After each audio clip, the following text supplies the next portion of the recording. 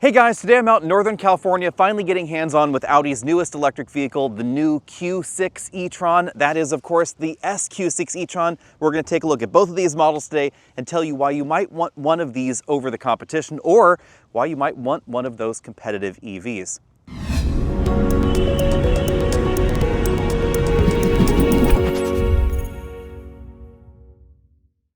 Now, the Q6 e-Tron is not just Audi's new compact electric crossover. Designed to be the electric version of the Q5, this is also debuting a new Audi 800-volt electric platform. And that means much faster charging for people that want to do road trips in their EVs. You'll get over 300 miles of range, even including all-wheel drive. Of course, if you want the most range, you're going to want the model without the Quattro all-wheel drive system, which adds the second electric motor up front. It's going to give you decently over 300 miles of EPA range, and you're going to be able to charge in 22 minutes from 10% to 80% and 10% to completely full in just over about 35 minutes or so. So this is going to be one of the fastest charging EVs in this segment, certainly giving Tesla and Genesis a run for their money.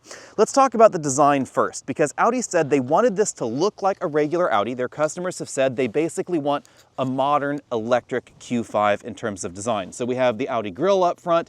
You'll notice Audi rings right there, kind of a frameless grille in this white model here, and some really cool touches with the LED lighting. If we take a look at this, this is the DRL up top. The headlight, that's actually below right there in that module, kind of in that blanked off section. The DRL is pretty cool because if you get the top end trims of the Q6, the DRL is configurable. We have individual little LED segments in there, and you can get I think it's 7 or 8 programmable defined DRL patterns in this model, probably more via software updates later. If we move over here to the SQ6, you'll notice very similar design cues, except that we get a more expressive grille with these black inserts in the grille, more of a defined grille surround there. Of course, it's a fake grille because the only cooling happening down there is right down there at the bottom. But basically the same full LED headlights in this model as well. Now moving on to the side, you'll notice that this is a little bit bigger than a Q5. It's about 3 inches longer or so, just around 188 inches long. Some of the extra dimensions go to this long front end design because we do have a front storage trunk there, a frunk if you will, and we have a longer wheelbase than we find in the Q5. We also have a roof height. It's actually a little bit higher than a Q5 because Audi said in their customer research, customers were tired of really squished jelly bean looking EVs, so they wanted to give this a chunkier, boxier presence, and they wanted to give it a lot of cargo area behind. So behind this hatch, we actually find about 30 cubic feet of storage space. But before we get back there to that storage area, let's take a look at the back end here. It's pretty plain, if I'm honest. Audi has been known for restrained and elegant styling, so I would call this elegant. Certainly restrained. It's not going to leap out as something fresh and new. It fits right in with the rest of the Audi portfolio. Direct competition for this would logically be the EQE SUV from Mercedes. Of course, the Polestar 3, which is certainly more dynamic looking. It's really out there as far as some of those design elements. The Polestar 4, probably you might want to consider that as well. We have the BMW iX, perhaps, that is decently larger than this and more expensive. And then, of course, we have the elephant in the room, the Tesla Model Y. I will let you all comment down there in the comment section below as to whether or not a Model Y is actually a competitor to something like the Q6. In some ways, I would argue that you cannot eliminate it from competition, but it's also a different kind of EV. It's going to be less expensive, it's going to be focused on the Tesla ecosystem and Tesla attributes of software-defined vehicles, whereas this is much more of a traditional German luxury vehicle that happens to be electric. And that's really obvious when it comes to the power figures and performance numbers as well. All models are going to have the same 100 kilowatt hour battery pack. About 95 kilowatt hours of that is usable, but interestingly, there are actually 2 different batteries. The base version, which we are not taking a look at today, is going to have a battery made by Samsung, and that's going to charge ever so slightly slower. Pretty close. It's going to take only 1 extra minute to go 10% to 80%, so they're both still really quickly.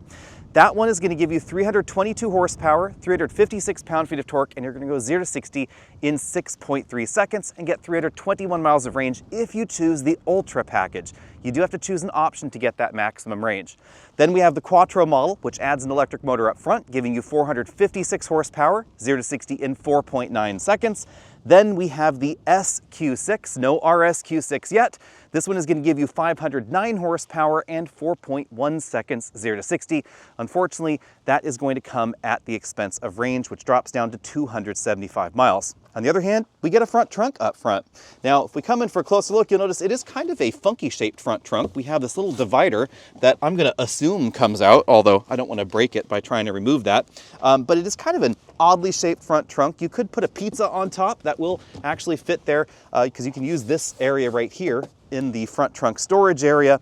Not exactly clear how much of that, however, is included in the approximately 2 cubic feet of storage space up front. Audi has said that they're really proud of the ceiling being pretty high, but remember we do have that battery pack under there, and that means that on the inside the dimensions are pretty similar feeling to the Q5. I don't have a Q5 to compare, but we do have quite comfortable seats. This model has the optional massage, 4-way adjustable lumbar support there. We also have a powered tilt telescopic steering column, lots of legroom on the inside. I'll just go ahead and adjust this seat for me so I can sit behind it comfortably, but here, I've got quite a lot of headroom left. I don't know if Roman, thanks to Roman Micah from TFL for helping me out with the videography here, but I have about that much headroom going on up front. If the car doesn't turn off, the seat will stay in place, and I can check out the legroom behind me. Decent amount of legroom back here, maybe about 2-3 inches, something like that. I'll scoot over to this side. That seat's all the way back at its tracks. You can see it's a pretty roomy vehicle, but you will find more legroom in a decent number of the competition, including the Polestar 3 and the Tesla Model Y. I think they've done a really good job keeping the floor pretty flat, but you'll notice it's not actually a completely flat floor because some of the battery cables, etc., they go right there through the middle. We have heated seats in the back and 3-zone automatic climate control. We have 40/20/40 folding seats. That's actually a big win for me because this is something that a lot of vehicles outside of certain German luxury options have deleted. And that really adds to the practicality, especially if you love skiing or snowboarding, doing anything where you might want to put those longer items inside, or if you just love IKEA furniture. Now behind the power hatch, we find over 30 cubic feet of cargo capacity. That is a really big win. Another big win, thanks to the lack of jelly bean styling, is that the cargo area is pretty tall and pretty square, even though we do have a little bit of a rake to that rear glass, as you can see right there. This is definitely almost as practical as the cargo area in the Q5. Again, that 40/20/40 folding seat design, you can fold those seat backs from the rear right there. And if you have the optional air suspension, there are going to be buttons over here so you can raise or lower the rear end of the vehicle to make loading cargo or hitching up a trailer a little bit easier. Under the load floor, we find additional storage space. If you have the optional sound system, there's a subwoofer right there, charging cable right there on that side. And unlike the Q5, you'll notice the taillights, those are just on the body of the vehicle. With the hatch closed, you can see that we have the latest in Audi LED lighting in the back with the progressive turn signal down below. But if we move over to the SQ6, we have something even SQ cooler, and that is an OLED module. Yep, basically an LCD-like screen. Of course, that's an organic light emitting diode screen here in the back, and you can change the design of that in the software. There are going to be a number of different designs that you can choose from, either via the app or via the infotainment system. That really adds an interesting dimension to this vehicle. So you can customize the front LED design or the rear OLED screen design in the back. Of course, it doesn't change the turn signals or the brake lights because those are still the modules above and below. Let's take a look at the interior of the SQ6 first, because this has my favorite upholstery color available in the lineup, which is this sort of brick red leather upholstery. Because we have the Bang & Olufsen audio system, we have speakers integrated into the head restraints. Those are fixed in place in this seat design. We have height adjustable shoulder belts for the driver and front passenger. And as you can see, a very similar seat design in the back. Sorry for it being so dark out there in the back. Above that, we have a huge panoramic moonroof. You can see the shade is closed. I'll go ahead and open it here because this is actually one of the few panoramic moonroofs in this segment that actually has a shade that is powered and it opens and closes. So that entire front pane that you see right there, That does open and close if you want the wind blowing through your hair. These seats are a little bit more aggressively bolstered than the ones in the regular Q6. You can see we have more shoulder bolstering, more side bolstering, and certainly more thigh bolstering there as well. We also have an extending thigh cushion. Moving on over to the front doors, we find a decent percentage of Alcantara-like fabric there on the middle part of the door that also wraps onto the dashboard. Bang & Olufsen speakers there, soft touch materials on the upper side of the door, and then harder plastics down there lower on the door. For the glove compartment, pretty standard release there for a large bin-style glove compartment. I suspect you would be able to fit an 11-inch tablet computer inside. Again, more of that Alcantara fabric stitched on the dashboard. Up here we have what is looks actually like carbon fiber. I do have to check on that one. It looks like it's open pore carbon fiber, if I am not mistaken. We then have soft touch materials on the upper section, and you can see this big passenger screen. You can do navigation, you can do streaming video on this screen, but you can't do CarPlay or Android Auto, which I do think is a bit of a bummer. I would like to see something like that on that screen, but of course you can do that on this huge screen in the middle. This is running the latest iteration of Audi's MMI software, and it is based on the Google Android operating system, but we're still getting Apple CarPlay and Android Auto. As you can see there, there is still an app store, but it's not the Google App Store. So those are apps that are curated by Audi for this system. So this is not exactly the same as the Android automotive software that we find in some GM or some Volvo products, etc. It's definitely been heavily customized by Audi as far as the look and the feel and the layout. We of course get satellite imagery there. I'll show you the Apple CarPlay interface in just a bit, Sirius XM, etc. Lots of different vehicle configuration settings are available in this software. Audi has decided to give us just a lot of customization, generally speaking. Moving down from there, we have big air vents. Those are nice and easy to use, easy to open and close with those little knobs there. We then have 2 USB power delivery ports here that allows you to charge quite rapidly some of those larger draw devices like even laptops. We have the Audi Drive Select switch here, and that takes us over to the drive screen where you can see we have various different drive modes: comfort, efficiency, off-road. You'll notice we have a lift option here because we have an adaptive air suspension system that is standard on the SQ6, optional on the regular Q6. We have all the usual individual drive modes. Back down here, we have the power volume knob over here. I am a little bit concerned about some of these knobs being so close to the cup holder, but it looks like they are water resistant.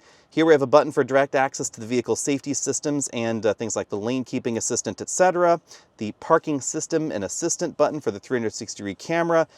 Interesting shifter design here. Park is this button right up top. If you want the one pedal drive mode, you double tap down there to B, and then you switch between D and B by clicking back again. Park is again that button right there. 2 big cup holders, decently sized storage cubby in the center console, and it extends to quite far under that console. So you can see that is actually completely under that area. But we don't have the completely flat floor that we find in some EVs out there. Moving over to the driver's side, we have yet another display here. I should mention actually at this point that these are both OLED displays. They're not LCDs. So if you're not a fan of some of those big displays, I've certainly noticed this in our Blazer EV long-term, that even at night are really bright because there's still the backlight shining through. This is not like that because it's a series of organic light-emitting diodes on a base plate, and those are what's actually generating the light that you are seeing here. So black means that they're off. There's no light source shining at all. So you don't have that sort of weird gray thing showing in your face at night, something I really appreciate. And then we have an absolutely enormous head-up display here. This thing is huge, and it's an augmented reality display. Head-up displays are notoriously difficult to film, and they always look much smaller on camera than they do in person, but just check out the size of that binnacle on the dashboard for indications of just how large that display really is. Again, bearing in mind we are in the SQ6 first here. We have the squared off wheel design with the perforated leather on the sides.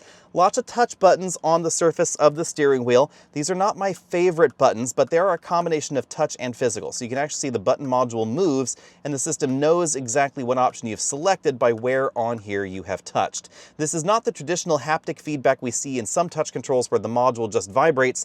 This actually has a definite click to it, which I do appreciate, but I think I would like physical buttons to come back. We have the new Audi airbag design there and lots of stalks on the back, so they haven't replaced any of those. We have the lane keeping button there, turn signals, headlight controls, cruise control on the stalk right there, and then our wiper controls over there on that side. On the driver's door, we find yet another touch button bank, and this one is somewhat complicated. We have door lock and unlock. We have our headlight controls, including the all-weather lights that we've found in Audis for a while. Side view mirror controls, a button to tilt the side view mirror down, a button to fold the side view mirrors, our seat memory controls for the driver, and then a button to engage or disengage the child locks on the rear doors. Then we have regular physical window switches, and thank goodness, actually 4 of them, not a reduced button bank like we find on some of the competition, or of course, some other Volkswagen and Audi models. Jumping inside the Q6 for a moment, you'll notice that CarPlay does not use the entire screen. The bottom part of the screen is still reserved for things like the climate control settings, the heated and ventilated seats, and it is kind of cool that you can heat and ventilate the seats at the same time if you're interested in doing that.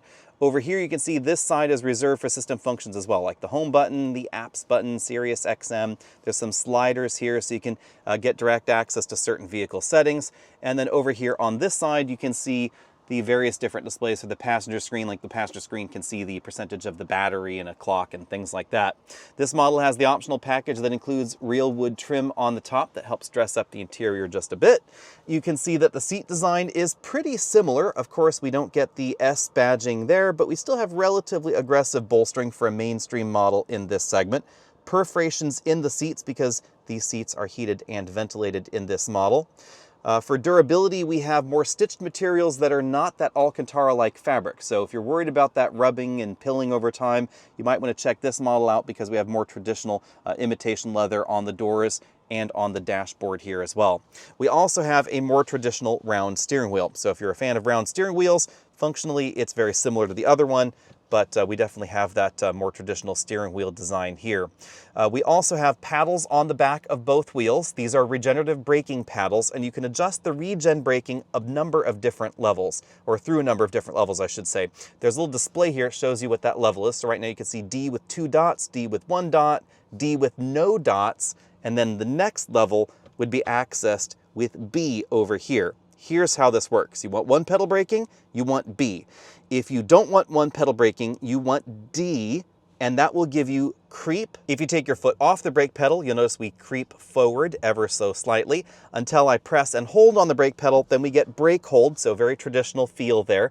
And that's because Audi said they wanted to provide a vehicle that feels just like a regular Audi, while also giving us that electric 1-pedal drive mode for people that prefer that particular mode. While we're in this model, I should mention the driving status bar running right there across the dashboard. It's an animated LED, and that is also tied in with the voice recognition system, which now will respond to mispronouncing the Audi name. So if you're the kind of person that wants to say, "Hey Audi," then the system will actually respond. You can hear, so I'm listening right there. Audi says that so many people were mispronouncing Audi that they decided to program the system to respond to a mispronounced name. So you don't have to worry about that anymore. Everybody seems to be debating where the charge door belongs in an EV. Audi has solved that problem by putting one on each side. On the driver's side, we have the complete CCS charge connector for AC or DC charging. And on the passenger side, we find another powered charge door. Yep, they're both powered, but over here on this side, we find only the AC charge pins. So AC charging at your house or at the office, doesn't matter how you pull into that station because there's one on each side, but for DC fast charging, that's only over there on the driver's side. All right, let's get the SQ6 out on the road. 0 to 60, according to Audi, in this one is 4.1 seconds. So they kind of have an interesting cadence here. 4 seconds, 5 seconds, and 6 seconds, right? Yeah, the more you pay, the faster you go. Yep, and if you didn't already know it, guys, Roman Micah from all the TFLs is over here. Howdy. And we have been tooling along all day today in the Q6 e-Tron and the SQ6 e-Tron. And now we're, of course, in the SQ6, which is the more sportier, the higher performance, and our vehicle... SQ6E. Sorry, I can't get it, dude. The more expensive one. Yes, the more expensive one. Our as-tested price, we have the Monroney, thank you, Audi, is $83,845. Starts at about $74, so it's not cheap. Yeah, and the Q6 we were in earlier was $77,000. But this is on 21s. Yes. We will, let's actually go through basically the numbers as we know them now, sort of score-wise here. Let's just run through this. So 0 to 60, 4.1 seconds in this one. 60 to 0, we don't know yet. Expect it to be on the longer side of things given the curb weight of this. It's right around 5,400 pounds and change? Yep. Somewhere around there? Just over 500 horsepower. Yep, just over 500 horsepower for this model. Handling, that's an interesting one. I'm going to preliminarily give the handling score maybe a B here, because Model Y performance is significantly lighter, but also in something like a Polestar 3, we have that trick torque vectoring rear axle. Yeah, and we don't have rear wheel steering, but we do have air suspension, so we do have different ride modes, including dynamic, which you'd want in your performance EV. And I will say that ride quality, I think, is really good in the Q6 with the air suspension. I should mention, we haven't driven the Q6 without the air suspension. They did not have one for us to test, so just Q6 and SQ6 so far today. The SQ6 is definitely tuned towards the firmer side of things, but not rock hard. Yeah, and the way you know you're in the SQ6 is you have a squared off steering wheel in the bottom and on the top. Ooh, that means we are sporty. True. It also means that, let's go around this corner a little bit, since we have a lot of power in this model. We'll wait till we're well and truly around the corner, and then give it a bit of juice. And you will definitely feel the steering wheel squirming a little bit in your hands. I think actually a little bit more than some of the competition, since there's a decent amount of power on the front. Yeah, interestingly, the two motor setup that we have here, the rear motor actually has more horsepower than the front motor. Significantly more. Yeah. Unfortunately, you can't dial the power from front to rear like you could in a, let's say, Model Y performance or a Model 3 performance, which is a little bit of fun that is not available in this vehicle. And that's, I think, because the mission of this is a little bit different. And that's probably the next thing we should talk about, is sort of the competitive set and the mission of the Q6 and the SQ6, which I would argue is definitely different than Model Y. I would say the Model Y and Model Y performance is being targeted more by Hyundai, I would say, is doing a really good job of trying to make a Model Y competitor, a solid Model Y competitor with the whole Ioniq 5 lineup. Also Kia with the EV6, EV6 GT, etc. Whereas this, yes, it's obviously a little bit of Model Y, but in some ways it's actually kind of also two-row Model X, maybe? Yeah, or maybe the new Lyriq V. That might be another one that would be a competitor to this. There's no real direct competitor, because unlike internal combustion engine cars, they haven't been around long enough, so the manufacturers aren't exactly benchmarking each other. Right. So there's like no B segment, no C segment direct competitors. So you kind of have to hunt and pick for what you think is a direct competitor. And Audi, of course, thinks that Q5 is logically a direct competitor, their own Q5. And that makes a lot of sense to me. Like, this is more tech heavy, more futuristic, more modern, definitely swifter than a Q5 as well. So it's that sort of electric interpretation. Outside of that, if someone came to you and said, I'm looking at Q6 e-Tron, what else should I look at? What would be your maybe top three? I'd definitely say Model Y. I think that's a competitor in a lot of different ways. Like I said, the new Lyriq V, which we haven't driven. And what would be a third one? Oh, God. Maybe the Genesis? Genesis, like GV70 maybe? Yeah, like the GV70 might be a competitor as well, at least price-wise. Yeah, GV70 certainly feels smaller and tighter, especially in the back. I would tend to go more towards Polestar 3, good point. EQE. Yeah. iX, that's kind of a bridge too far in my mind, It's since too it's big. so different. And more expensive. Yeah, more expensive for sure. And then, of course, maybe Acura ZDX, I think, is an interesting competitor as well. ZDX has an air suspension, too. That's really good. I didn't think of that. Yeah, I almost forgot that Acura was rebranding Chevys. Yeah. So it's Cadillac Lyriq, better looking Lyriq with air suspension, which is something that oddly enough Lyriq doesn't get yet. If you're going ZDX, you got to go Blazer. Are we way off field now? Sorry, Acura. Well, I mean, price-wise, let's totally honest. Price-wise, I mean, ZDX is here. Yeah, ZDX is right on top of this. If I were to really narrow that pick down, though, I think my number one probably would be Polestar 3. Mainly because also has an air suspension, also has a steel spring suspension available. There's a rear-wheel drive one. the usual constraints, but it's about the same curb weight as this. It's not too far off size-wise inside and outside as this. And it also is a little off the beaten path as far as competition to that Model Y. No, I think you're right. I think I would agree. We drove that recently in Spain, and yeah, I think if, out of all that competitor set, I think you're right. That's probably the closest. Certainly much closer than a Blazer, rebranded or not. What comes to my mind, though, is that I think I like the way the Polestar 3 drives just a hair better, mainly because of that rear axle, which is actually pretty damn cool. The fact that it has a true torque vectoring, mechanical torque vectoring rear axle. Yeah, it's kind of surprising that they didn't go. The Germans are now really gotten big, and this is because of suppliers, right? Into rear wheel steering. Yeah. And I was kind of shocked that this didn't have it. I would assume that some future higher performance version of this would have a twin motor. The RS version, you think? Yeah, like an RS version. I could see that having a 3-motor setup. That would be a very Audi thing to do. And rear wheel steering. Yeah, and maybe rear wheel steering added into that too. But I will say that as far as going around corners like this does have a solid rear wheel drive feel to it because the motor in the back is bigger, but it doesn't have that pushing you around the corner vectoring kind of thing that we find in that Polestar 3. But the one thing, and I haven't driven this one yet, but I did drive the regular e-Tron, that is missing to me is steering feel. I think maybe outside of a Taycan, good point. All of the vehicles are still just very heavy, very numb. And I know that because I have an 87 911, and I was driving it the other day, and I'm like, what's wrong with the steering? I can feel the bumps, and I can feel the camber of the road. And I went, holy cow, I can feel the bumps, and I can feel the camber of the road. Here, it's just like, okay, you point it where it goes, but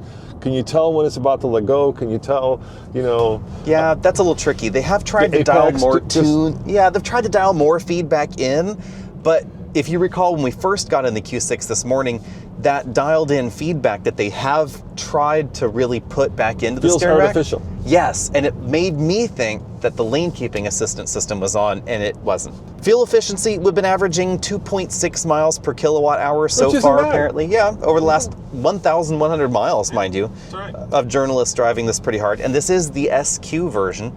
I would say that's right in line with most of the competition, but there are going to be models more efficient. Oh, for sure. Model Y. Not the ID Buzz. Not the ID Buzz. I just drove that across country. We were getting 2 miles per kilowatt hour. A weird part of this is that size-wise, exterior, some of the just shape and dimensions of this, it does feel a class above the Model Y in some ways. Well, it's also very tall. I mean, look how much room we have. You could wear a cowboy hat in here. You could. You could. And this is with the big, 2 inches of massive sunroof that, we have above us, and yet I'm looking at you, and you definitely could wear a cowboy hat in here if that's something that people wear in Audis. So let's get to the nitty-gritty. How much is this going to cost you? Well, the base version is $63,800 plus $1,295 destination, and then you have a lot of options to choose. Do you want the Ultra package, which is going to give you the most range? That's a no-cost option. Do you want the fancy LEDs that we find in this model? Do you want the second electric motor? That's going to add $2,000. If you want everything as you have seen on this white version, this will tip the scales at over $77,000 of MSRP, which means you could also get a base SQ6 for actually a little bit less money. But if you get carried away with options on the SQ6, logically that's going to be more expensive. And any way you slice it, the Q6 and the SQ6 are going to be more expensive than the corollary Tesla in their lineup. I would argue that if you're gravitating towards the Tesla and you're asking yourself, why would you pay extra for the Audi? That's sort of the same question of why would you pay extra for the Q5 over a Volkswagen Taos? And that's not dinging Tesla in any way. Tesla has created a very affordable electric vehicle, but there are also things missing on that Tesla that we find on the Audi. If you want the OLED screens, if you want the configurable DRLs, the nicer interior materials, the wood trim on the dashboard, etc., you're going to find that in the Audi lineup. If you want an air suspension, that's going to be here as well, the head-up display. All that sort of tech is going to be found on this model, those traditional luxury brand additions. And then, of course, there's that Audi logo on the front. Now, that's basically why the rest of the German competition or the Swedish competition is similarly priced to these two models. If you want a BMW iX or a Mercedes-Benz EQE, that's going to be more expensive than either of these vehicles. The Polestar 3, pretty close in terms of pricing, but the Polestar 3 is bigger. And that's kind of the unusual thing. The Polestar 3 is based on the Volvo EX90, so it's based on a 3-row EV, and they whacked a row off the back and shrank some dimensions a little bit. I like the presence and I like the outlandish style of the Polestar 3. That front end design with the arrow wing up front is kind of cool. The yellow seat belts are definitely interesting as well.